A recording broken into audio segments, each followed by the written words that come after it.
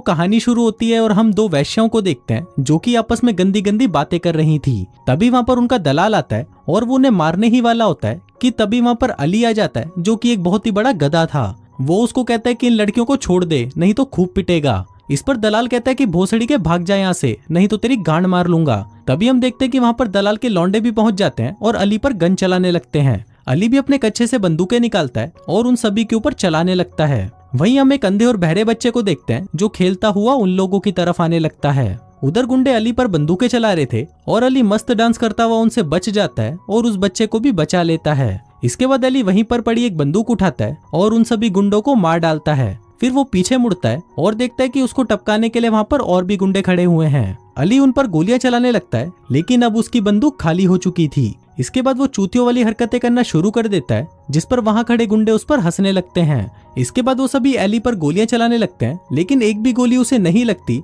और कुछ गोलियों को तो वो अपने हाथ से ही रोक लेता है। अब ये देखकर वो गुंडे वहाँ से भाग जाते हैं और फिर एली भी वहाँ से चला जाता है और जाते जाते वहाँ पर अपनी छाप छोड़कर जाता है। तभी हम देखते हैं कि एली की दादी उसे उठाने आती है जिस वजह से उसका ये शानदार सपना टूट जाता है। इसके बाद वो तैयार होकर अपने स्कूल में जाता है जहाँ पर वो छोटे बच्चों को गुंडे बनने की ट्रेनिंग देता है। तभी वहाँ पर एक आदमी आता है और कहता है कि सरकार ने हमें पैसे देना बंद कर दिया है और मुझे अफसोस है कि हमें ये सेंटर बंद करना होगा।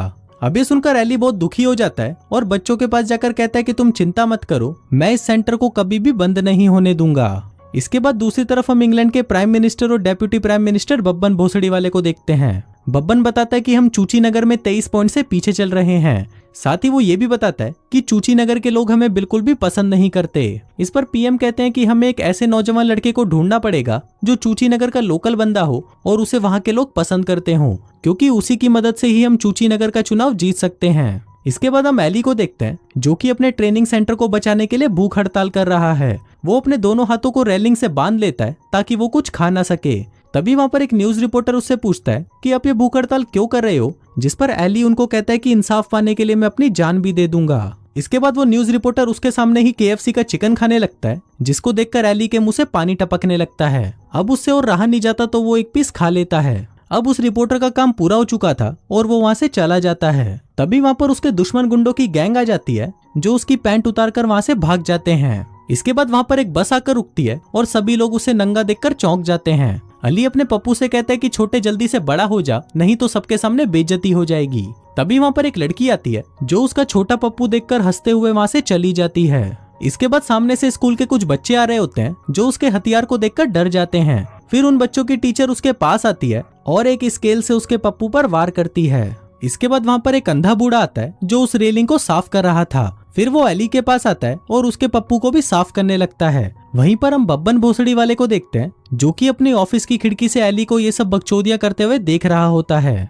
फिर वो अपने चेले से कहता है कि जाओ और उस गधे को मेरे पास लेकर आओ। फिर जब एली उसके ऑफिस आता है तो उसके सामने बब्बन की एक बहुत ही हॉट और सेक्सी असिस्टेंट फुलवारी खड़ी होती है। अली उसको देखकर कहता है कि मैं तुम्हारे संतरे दबाना चाहता हूँ, बिल्कुल वैसे ही जैसे तुम चाहो। तभी बब्बन भोसड़ी वाला उसके पास आता है और कहता है कि मैं यूके का डेप्यूटी प्राइम मिनिस्टर हूँ। वो एली से पूछता है कि क्या तुम कोई जॉब करते हो, जिस पर एली कहता है कि नहीं, मैं अभी बेरोजगार हूँ। इसके बाद वो उससे पूछता है कि क्या तुम मेंबर ऑफ पार्लियामेंट बनना चाहोगे। इस पर एली उसे मना करता है और कहता है कि वो सभी चूतिए होते हैं। फिर बब्बन उससे पूछता है कि कुछ ऐसा है जो तुम बदलना चाहते हो। एली कहता है कि मुझे मेरे बच्चों का सेंटर बचाना है। बब्बन कहता है कि तो ठीक है, मेंबर ऑफ पार्लियामेंट बनकर तुम अपना सेंटर बचा सकते हो। अभी सुनकर एली खुश हो जाता है और नाचता हुआ वहां से चला जाता है। इसके बाद फुलवारी बब्बन से कहती है कि मैंने इसके जैसा चूतिया आज तक नहीं देखा। अगर हमने इसको खड़ा कर दिया तो हम चुनाव वैसे ही हार जाएंगे, जिसके चलते पीएम को भी अपनी कुर्सी छोड़नी पड़ेगी। इस पर बब्बन भोसड़ी वाला कहता है कि यही तो मैं चाहता हूँ कि पीएम अपनी कुर्सी छोड़ दे,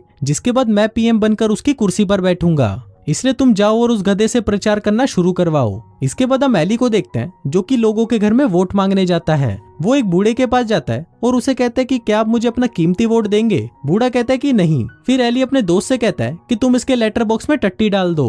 इसके बाद वो पूरे मोहल्ले में प्रचार करने के लिए अपनी कार पर बड़े बड़े स्पीकर्स लगा लेता है और गालियां देता हुआ सड़कों पर घूमने लगता है। इसके बाद वो कुछ फेमिनिस्ट औरतों से मिलता है और उन्हें कहता है कि मुझे पता है कि तुम वैश्यों को क्या चाहिए। अगर तुम मुझे वोट दोगी तो मैं तुम्हें अंधेरे कमरे में ले जाकर एक एक शॉट दूंगा। फिर वो एक लाइव इंटरव्यू में जाता है जहाँ पर रिपोर्टर उससे पूछता है कि अगर आप मेंबर ऑफ पार्लियामेंट बन गए तो आप क्या करोगे। अली कहता है कि मैं अपने बच्चों का ट्रेनिंग सेंटर बचाना चाहता हूँ। फिर रिपोर्टर उससे पूछता है कि आपका दूसरा काम क्या होगा। तभी अली उसके पेपर्स पढ़ने लग जाता है और उसे उल्टे सीधे जवाब देने लगता है। रिपोर्टर कहता है कि आप मेरा पेपर क्यों पढ़ रहे हो। अली कहता है कि नहीं, ये चीजें तो मैंने सोची थी और तुमने मुझसे चोरी की है। रिपोर्टर उसे कहता है कि एक बात बताऊं, तुम एक नंबर के चूतिए हो। अभी सुनकर अली को गुस्सा आ जाता है और वो रिपोर्टर से कहता है कि सुन भोसड़ी के, मुझे पता है कि तूने एक घोड़े की इज्जत लूटी थी। अभी सुनकर वो लोग जो उसे टीवी में देख रहे थे वो सभी चौंक जाते हैं। इस पर रिपोर्टर कहता है कि मैंने ऐसा कुछ नहीं किया और वो रोते हुए वहां से चला जाता है। फिर अगले दिन हम देखते हैं कि आज पार्लियामेंट के नए सदस्य को चुना जाना है। यहाँ पर अली 6 वोटों से जीत जाता है और विधानसभा का नया मेंबर बन जाता है। अभी यहाँ पर अली जब उस न्यूज रिपोर्टर की बेइज्जती कर रहा था तो लोगों को उसका बेधड़क बोलना बहुत पसंद आया और लोगों ने उसे भर भर कर वोट दिए और इस वजह से वो जीत गया। फिर अगले दिन वो विधानसभा में जाता है और वहां पर आते ही अपनी बकचोदियां करना शुरू कर देता है। वहीं स्पीकर जब उसकी पार्टी की बेइज्जती कर रहा था तो अली उसे चुप कराते हुए कहता है कि शांत हो जा साले आतंकवादी। इसके बाद वो सभी से कहने लगता है कि साले चूतियों, अपने आप को देखो, तुम लोग यहाँ पर बैठकर बस एक दूसरे को गाली देते रहते हो, तुम लोगों को तो एक दूसरे की रिस्पेक्ट करनी चाहिए। तभी वहाँ पर 2 गार्ड आते हैं और उसे उठाकर बाहर फेंक देते हैं। वहीं पीएम बब्बन भोसड़ी वाले से कहता है कि कल मुझे ये आदमी अपने इस्तीफे के साथ मेरे ऑफिस में चाहिए। फिर अगली सुबह अली जब पीएम के ऑफिस पहुंचता है तो वहां पर पीएम उसे आज का अखबार दिखाता है जहां पर उसके पार्लियामेंट में बेधड़क बोलने की काफी तारीफ की गई थी। अब पीएम की पार्टी को उसकी पॉपुलैरिटी से फायदा हो रहा था तो वो अली को कैबिनेट मंत्री बना देता है। फिर अली उसे कहता है कि अब तो मैं कैबिनेट मंत्री बन चुका हूँ तो प्लीज मुझे न्यूक्लियर बटन दिखाओ ना अंकल। पीएम कहता है कि ठीक है, पर ये बात किसी को बताना मत। और फिर वो उसे वो लाल बटन दिखाता है जिसको दबाने से पूरी दुनिया तबाह हो जाएगी। अली कहता है कि चलो अंकल एक छोटे मोटे देश को उड़ा देते हैं, जिस पर पीएम ऐसा करने से मना कर देता है। इसके बाद वो उसे कहता है कि कल तुम्हारी पहली कैबिनेट मीटिंग है जहां पर हम देश के शरणार्थियों के बारे में बात करेंगे। फिर अगले दिन सभी मीटिंग करते हैं जहां पर पीएम सभी मंत्रियों से पूछता है कि हम शरण मांगने वाले लोगों के लिए क्या कर रहे हैं। एक मंत्री कहता है कि सर हम सभी की मदद तो नहीं कर सकेंगे क्योंकि इससे हमारी अर्थव्यवस्था खराब हो जाएगी। तभी अली सबसे पूछता है कि ऐसी कौन सी चीज है जिसकी हमारे देश को जरूरत है। इस पर कोई कहता है अस्पताल, कोई कहता है लाइब्रेरी। अली कहता है कि नहीं, हमारे देश में हॉट लड़कियों की जरूरत है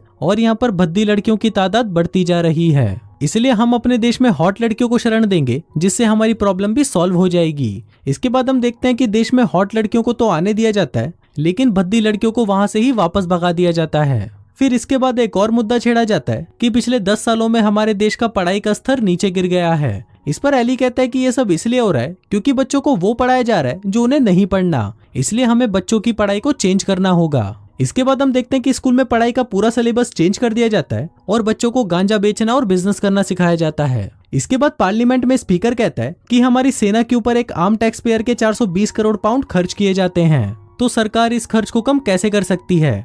अली कहता है कि पूरी सेना को डाइटिंग पर डाल दो जिससे हमारा खर्चा कम हो जाएगा। अभी सबके बाद वो दोनों महारानी से मिलने जाते हैं जहाँ पर अली महारानी के हाथ चूमना शुरू करता है और चूमता ही जाता है। फिर महारानी उसे कहती है कि क्या तुम मुझे डांस करके दिखाओगे, तो इस पर अली उन्हें अपने बंदरों वाला डांस दिखाता है। लेकिन इसी दौरान उसका पैर फिसल जाता है और वो सीधा महारानी के ऊपर गिरकर उसके कपड़े फाड़ देता है। तभी वो महारानी की हूत को देखता है और कहता है कि इस उम्र में भी वैक्सिंग करा रखी है, क्या बात है। इसके बाद हम देखते हैं कि अली अपने कारनामों के चलते काफी फेमस होता जा रहा था, जिस वजह से शहर के सभी लोग उसे पसंद करने लगे थे।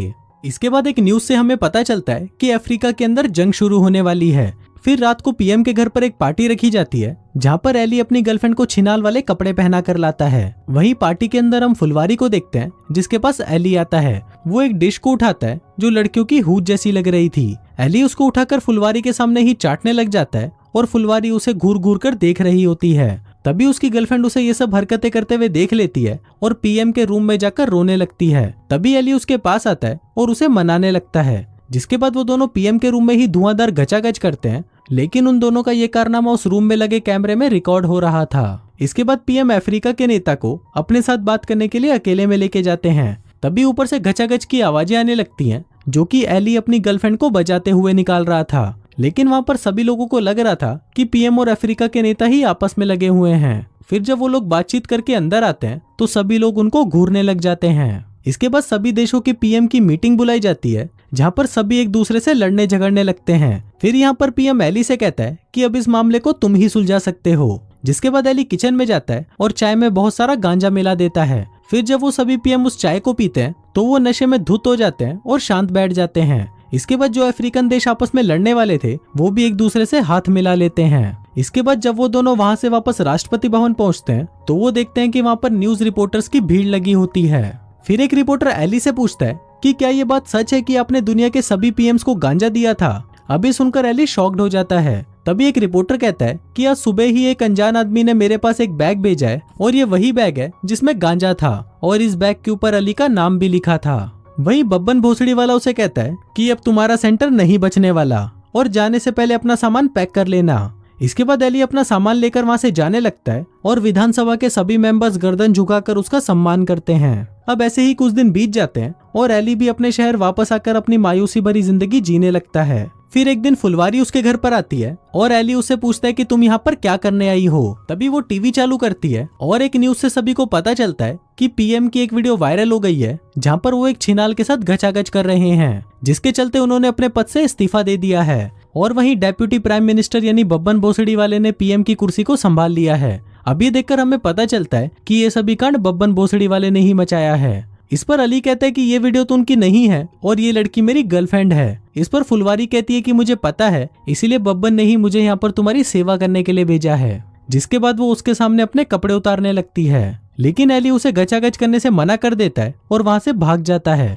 फिर वो पीएम को बचाने के लिए अपने दोस्तों की मदद से राष्ट्रपति भवन में घुस जाता है ताकि वो उस वीडियो टेप को चुरा सके। इसके बाद वो वहां की सिक्योरिटी को आसानी से पार करके तिजोरी तक पहुंच जाते हैं, लेकिन उन्हें वहां पर कुछ नहीं मिलता। बस उनके शहर का एक नक्शा था जिसको देखकर उन्हें पता चलता है कि बब्बन भोसड़ी वाला उनके शहर पर एक एयरपोर्ट बना रहा है। दूसरी तरफ एयरपोर्ट बनाने का काम शुरू भी हो जाता है और वहां के लोकल लोग उसका विरोध करने लगते हैं। वहीं एली भी बच्चों वाली साइकिल लेकर पहुंच जाता है। तभी बब्बन भी पुलिस वालों के साथ वहां पर पहुंच जाता है और एली को गिरफ्तार करने को कहता है। लेकिन तभी वहां पर पीएम भी आ जाता है और उसके पास वो वीडियो टेप थी जिससे वो निर्दोष साबित हो गया था। इसके बाद बब्बन को गिरफ्तार करवा लिया जाता है और पीएम एली को प्रॉमिस करते हैं कि उसके शहर पर कोई भी हवाई अड्डा नहीं बनाया जाएगा। इसके बाद पीएम एली से पूछते हैं कि क्या तुम मेरे डेप्यूटी प्राइम मिनिस्टर बनना चाहोगे, लेकिन एली उन्हें मना कर देता है। लेकिन वो उनको कहता है कि एक ऐसा काम है जो आप मेरे लिए कर सकते हो। इसके बाद हम देखते हैं कि उसे ब्रिटिश एम्बेसी जैमिका का एम्बेसडर बना दिया जाता है, जहाँ पर उसने हर जगह पर गांजा उगा रखा था। साथ ही उसने अय्याशी करने के लिए बहुत सारी लड़कियां भी रखी हुई थी।